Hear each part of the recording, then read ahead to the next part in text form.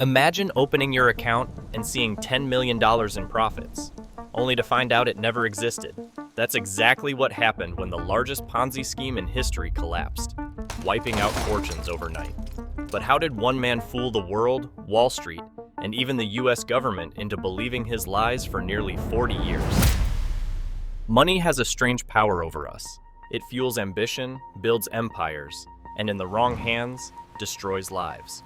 But what happens when the very system designed to protect our wealth becomes the stage for the greatest act of deception in financial history? In late 2008, as the global economy trembled, one name sent shockwaves far beyond Wall Street: Bernard Madoff. The news wasn't just about financial loss, it was about disbelief. Entire fortunes that seemed stable, safe, even untouchable, evaporated overnight. Billionaires, celebrities, charities, even banks, all found themselves staring at account balances that meant nothing. This wasn't a case of risky bets gone wrong. It wasn't a market crash or bad luck. This was something far more sinister, something that had been hiding in plain sight for decades. An illusion so carefully crafted that it fooled not only the investors who poured in their savings, but regulators, experts, and even seasoned financial professionals who swore they knew how the game was played. It raises a chilling question. How could the biggest fraud in history go unnoticed for so long? To answer that, we need to rewind. Before the headlines, before the collapse, before the courtroom confessions, there was simply a man. A man who didn't look like a criminal mastermind. He looked like the very image of trust and respect on Wall Street. And his name was Bernie Madoff.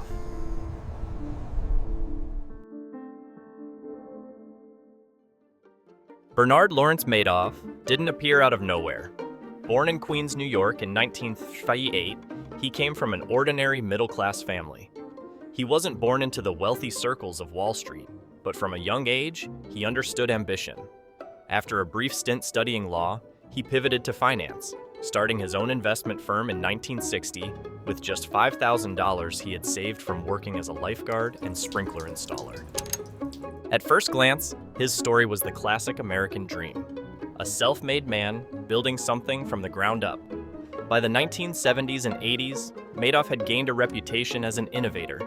He was one of the early pioneers of electronic trading, helping to shape the very systems that Wall Street would come to rely on.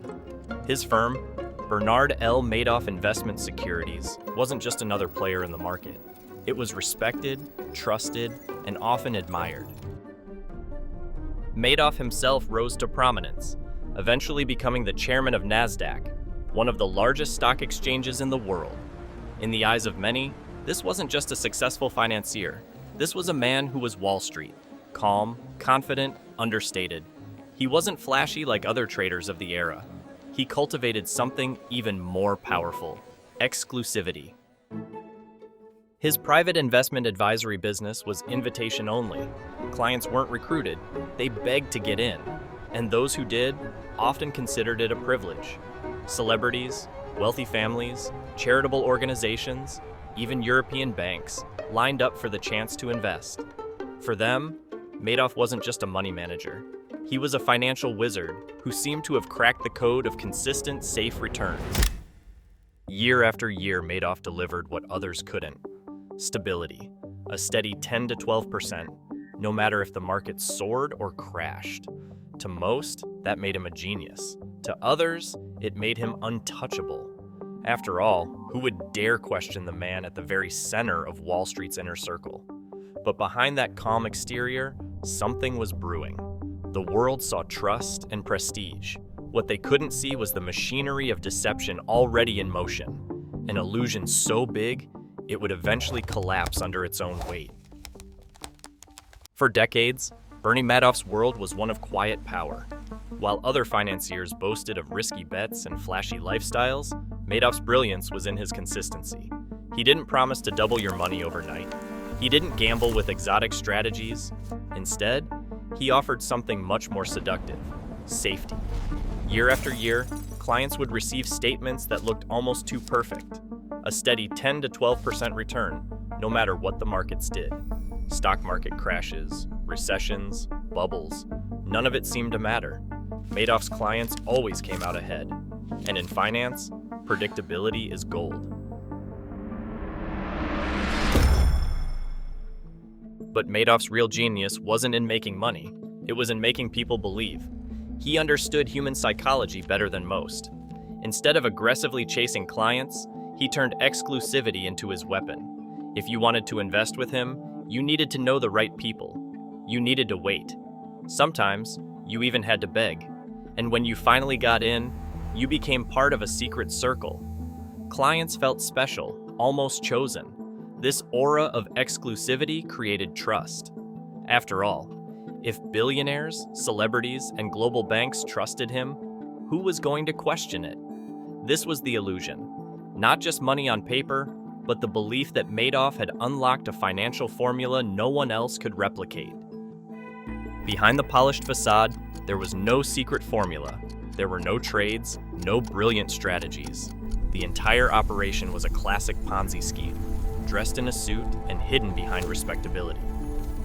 Here's how it worked. When a new investor gave Madoff money, it didn't go into stocks or bonds. Instead, it went into a single bank account. From there, that cash was used to pay earlier investors who wanted to withdraw or who were expecting their profits. On paper, everything looked legitimate. Detailed account statements showed carefully selected stock trades and option positions that explained the steady gains. But those trades never happened. The paperwork was fiction, manufactured to keep up the illusion. It was, in essence, financial theater. As long as more money was coming in than going out, the show could go on. And for decades, it did. The scale was staggering. Charities, universities, pension funds, and hedge funds poured billions into Madoff's operation. Entire financial institutions in Europe invested through what were called feeder funds, middlemen who funneled client money straight into Madoff's hands. These funds often took hefty fees while doing little to verify whether the returns were real. Even regulators failed.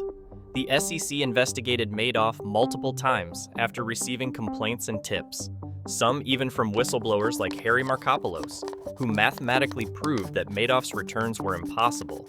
But every time, Madoff slipped away, providing just enough information to appear legitimate. He was, after all, one of the most respected figures on Wall Street. Who would dare accuse him of fraud? For nearly 40 years, the machine kept running. Billions flowed in, billions were paid out, and billions more sat on fake account statements.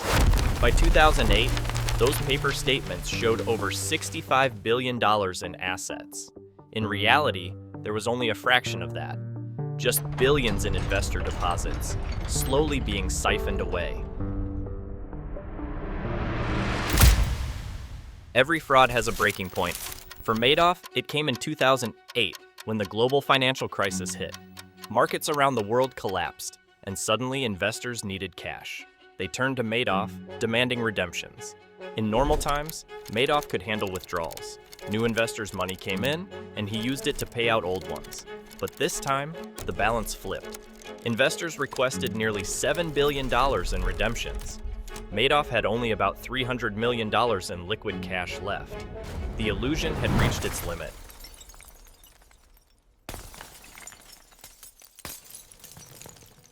On December 10, 2008, Madoff sat down with his two sons, Mark and Andrew, who both worked at the firm. He confessed that the investment advisory business, the crown jewel of his empire, was one big lie. The next day, they alerted federal authorities. When the news broke, the world was stunned. Victims scrambled to understand what had happened. People who thought they had tens of millions suddenly had nothing. Charities that trusted Madoff's stability shut down overnight.